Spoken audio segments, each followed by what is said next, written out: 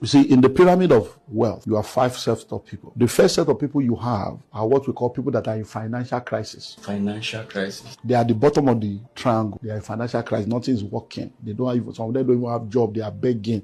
Gen 2K, help me. Yes, Can I say my account number?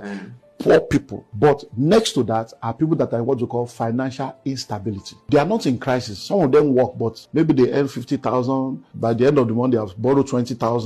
So by the time they collect the next 50, they return. So the money they take home cannot take them home. They are making money, but the money is not enough for what they need. So they are unstable because money is coming, but it's not enough today. So maybe you sell market today, tomorrow you didn't sell market.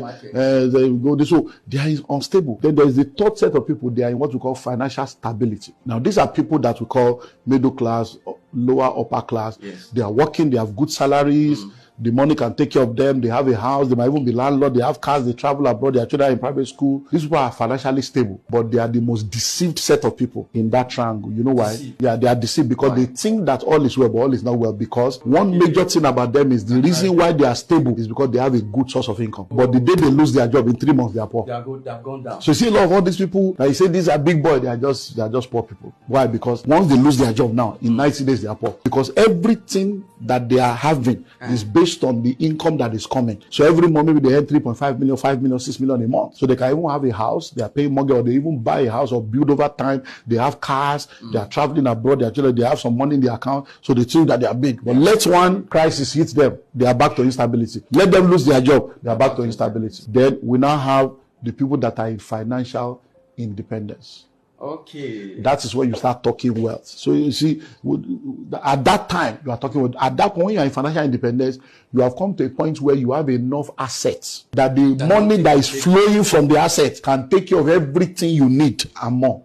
So you work, money is coming. Do you understand now? So you are now in financial independence. But there's another realm ahead of that, is called financial freedom. So when you now enter financial freedom, it means that it's not only about you. If you decide to take care of 1,000 people every month, because life is all about impact. You start out with survivor, you become successful, then you move to significance. But in order for you to come out of survivor, you must have significance mindset at the point of survivor. That's what takes you to success. So those are the things that a lot of people don't understand. So when you get to financial freedom, it's not about, because life is about impact. You are too small to be the purpose of God for your life. How many cars can you drive? How many clothes can you have? So really, life is about impact. Money is a reward for solving a problem, and money is a tool for the fulfillment of purpose. So money is nothing but a tool to make impact. So at that point, that's why you have rich people today that have foundations giving billions away, and they are still rich. Why? Because they are in financial freedom. So, but a lot of people are struggling. They are at the survival level and they want to blow. But you see, the reason why they cannot become significant is because you don't blow, you grow. When you are struggling, at that struggling time, you must not have survival mentality. You must have significance mentality.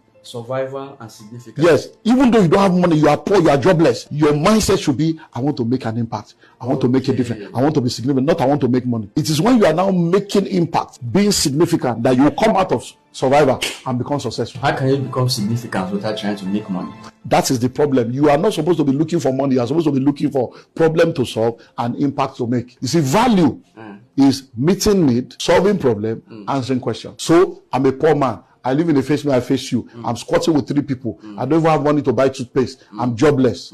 But in my mind, I want to make impact. So in that compound, when is that? We need somebody to volunteer to go and be paying NEPA bill for us. So, since I'm available, I will do that. You are making impact. We need to do roster to sweep. Some people will sweep in the morning. You say, no problem. When it's your turn to sweep, you sweep. On the street, they say they need people for vigilante that wait from 3 to 6 a.m. 2 hours every night. You volunteer. Why? You don't have money. You are a poor man, but you are making impact. Because you may not have money, you have brain. You may not have money, you have time. You may not have money, you have energy. You may not have money, you have life. But people, I can't come and keep myself. I beg.